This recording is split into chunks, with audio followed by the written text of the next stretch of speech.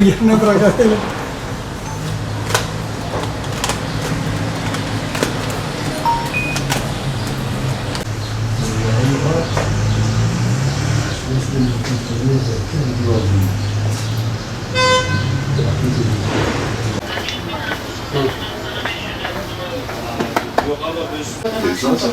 Yerinde mi? Şu para gitti. Şu para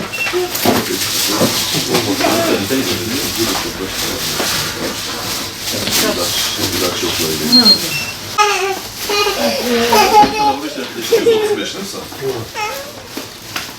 Ne oldu? Ne oldu da geliyor? Geçtiğimiz Cuma günü %6'lık bir ilaçta fiyat geçişi oldu. İlaç fiyat geçişleri neye göre olur? İlaç fiyat kararnamesindeki yasaya göre olur. Daha doğrusu yasadaki ilaç fiyat kararnamesine göre olur. Önceki dönem avro kurunun ortalama değerinin %60'ı alınacak şekilde ilaç fiyatlarını belirler Sağlık Bakanlığı. Bu %60'a Cuma günü gelen %6'lık zam ile %60'lık bareme erişilmiş oldu.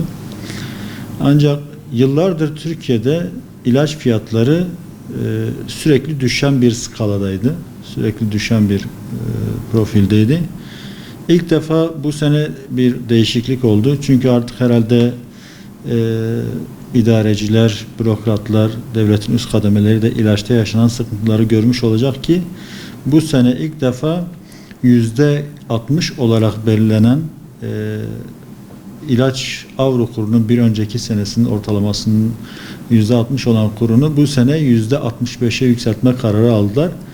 Bu kararın gerçekleşmesi de 1 Nisan'da olacak. Bir nebze ilaç firmalarını, ilaç sektörünü rahatlatır mı? Bunu zaman gösterecek. Ancak ilaç yoklukları o kadar büyük boyutlara, o kadar sıkıntılı boyutlara ulaştı ki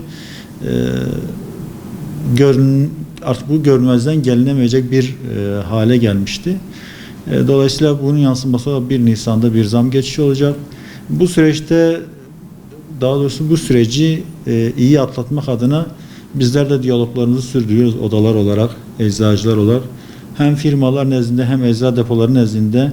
Çünkü malum bir şeye zam geleceği zaman ve tarihi belli ise bir stoklama mevzusu olabiliyor. Ancak bunu minimalize edebilecek şekilde depolarımızla, firmalarla, örgütümüz firmalar bazında diyalog halindeler. Umarım bir sıkıntı yaşamadan bu kalan 15 günlük süreci atlatırız.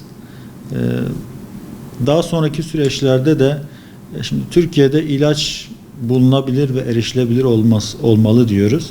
Bunun için de ilaç fiyatlama politikalarının dünya ülkelerinde, OECD ülkeleri kıyas alınarak ilaç fiyatlarının belirlenmesi gerekiyor ki sürdürülebilir ve bulunabilir bir ilaç modellemesi olsun, ilaç politikası olsun, ilaçlarda vatandaş sıkıntı yaşamasın. Çünkü sıkıntı olduğunda ilaçlar yok durumunda olduğunda ne doktor tedavisini uygulayabiliyor, ne eczacı reçetesini karşılayabiliyor, hastanın tedavisini karşılayabiliyor, ne hasta tedavisini tam bir şekilde yapabiliyor. Dolayısıyla tedavinin eksik kalmasına, yarım kalmasına ve başarısızlığa ulaşmasına sebep oluyor. Dolayısıyla ülke yöneticilerimizin, bürokratlarımızın bu modellemeleri yaparken OECD ülkelerinin ortalamalarını baz alarak fiyatlamaları vatandaşımızın hayrına, vatandaşımızın ilacına selametli bir şekilde erişebilmesi adına fiyat politikalarını OECD ülkelere göre yapmalarını tavsiye ediyoruz.